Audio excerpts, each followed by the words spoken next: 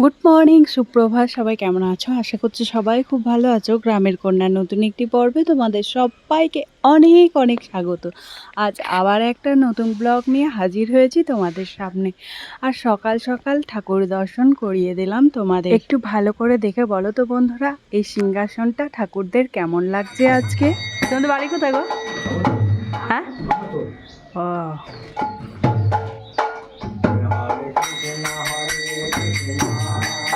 দেখো, আমার দিদি অলরেডি বাঁধতে শুরু করে দিয়েছে। অনেকগুলো পেঁয়াজ বেঁধেও ফেলেছে। এদিকে আমি দেখো, অনেক বেঁধেছে, অনেক অনেক অনেক অনেক। ওইখানে কে একটা বাঁধছিল, কে জানে। এখানে কে বাঁধছিল রে? দিয়ে এখানে চলে এলি। আর ওইটাকে বাঁধা করা।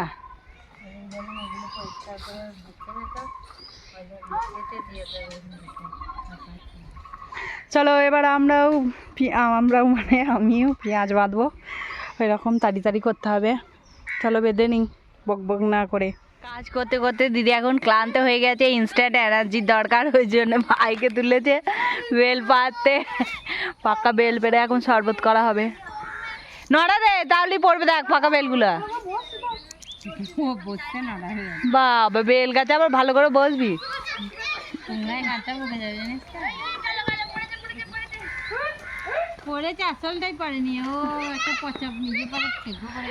পাকাগুলো পার, পাকাগুলো। এই যাই না রে, বেল ফেটে যাবে বেল দিয়ে।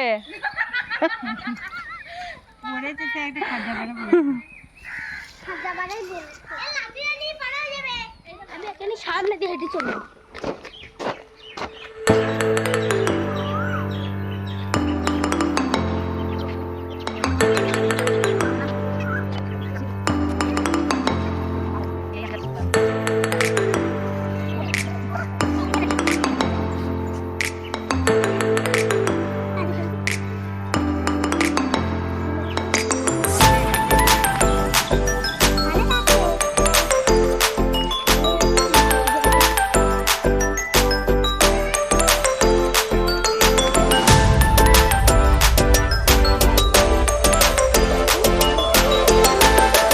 হাজির, আর খাবার লোক হাজির।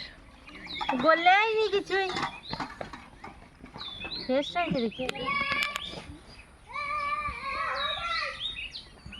হয়েছে, কিন্তু আগের মধ্যে জুত বললে না। আজ আমাদের বাড়ির সামনে দিয়ে ঠাকুর আসবে। ওই যে আগের দিন দেখালাম যে রামনবমীর ঠাকুর ঘোরাচ্ছে আজকে আমাদের বাড়ির সামনে দিয়ে সেটা নিয়ে যাওয়া হবে। এইদিকে এই রামনবমীর ঠাকুর কোনো বছর নিয়ে আসা হয় না, এবছরেই প্রথম। তো তার জন্য আমি আর রায় খুব জোর করেছিলাম ওদেরকে, আর ওরা আমাদের কথাটাকে ফেলতে পারেনি। ওরা আমাদের কথাটা রেখেছে, তার জন্য আমরা ওদের কাছে অনেক অনেক অনেক কৃতজ্ঞ। সুদূর বাঁকুড়া থেকে আনা হয়েছে সিংবাজনা ঠাকুরকে গ্রাম ঘোরানোর জন্য। এই সিংবাজনা সম্পর্কে দু চার কথা বলি, তারপরে তোমরা সিংবাজনার যে সাউন্ড সেটা শুনতে পাবে। চলো তাহলে সিংবাজনা আসলে কি সেটা জেনে নেওয়া যাক। বাঁকুড়ার সিংবাজনা মূলত একটি ঐতিহ্যবাহী লোকবাদ্যযন্ত্র, যা ওই অঞ্চলের উৎসব অনুষ্ঠান, বিশেষ করে বিয়ে, বিভিন্ন লোকোৎসবে বাজানো হয়। এর বিষয়বস্তু এটি প্রধানত ঢোল এবং সানাইয়ের একটি মিশ্রিত রূপ। এতে এক বিশেষ ধরনের বড় ঢোল ব্যবহার করা হয়, যাকে সিং ঢোল বলা যেতে পারে। এর সাথে থাকে সানাই বা বাঁশি, যা সুর তৈরি করে। বাঁকুড়া ও পুরুলিয়া জেলায় শুভ অনুষ্ঠানে এই বাজনা অত্যন্ত জনপ্রিয়। বিশেষ করে আদিবাসী এবং কুমড়ি সম্প্রদায়ের বিয়েতে এই বাজনা কদর সব থেকে বেশি। সিং শব্দটির বীরত্বের প্রতীক। এই বাজনার ছন্দ অত্যন্ত গম্ভীর এবং উদ্দীপনাপূর্ণ হয়, যা যুদ্ধের দামামার কথা মনে করিয়ে দেয়। এটি কেবল বিনোদন নয়, বরং রাট বাংলা সংস্কৃতির একটি অবিচ্ছেদ্য অংশ। বর্তমানে আধুনিক বাজনার চাপে এটি কিছুটা কোণঠাসা হলেও গ্রাম বাংলার বিভিন্ন মেলা এবং পরবে আজও এর দাপটটা দেখা যায়। দূর বাঁকুড়া থেকে এই সিংবাজনা আনার জন্য অসংখ্য অসংখ্য অসংখ্য ধন্যবাদ জানাই গ্যাংস্টার ক্লাবের প্রতিটি সদস্যকে। ঈশ্বরের কাছে কামনা করব ওনারা যেন এইভাবেই এই পুজোটাকে এগিয়ে নিয়ে যায়, আরও বড় করে করতে পারে। চলো আর বকবক করলাম না, এবার তোমরা বাজনাটা শুনতে থাকো আর মনোযোগ সহকারে শোনো। দেখো, সবটাই বুঝতে পারবে। আশা করছি তোমাদের খুব খুব খুব ভালো লাগবে। ভালো লাগলে ভিডিওতে অবশ্যই একটা লাইক করবে, কমেন্ট করবে, সাবস্ক্রাইব করে পাশে থাকবে। চলো শুনতে থাকো।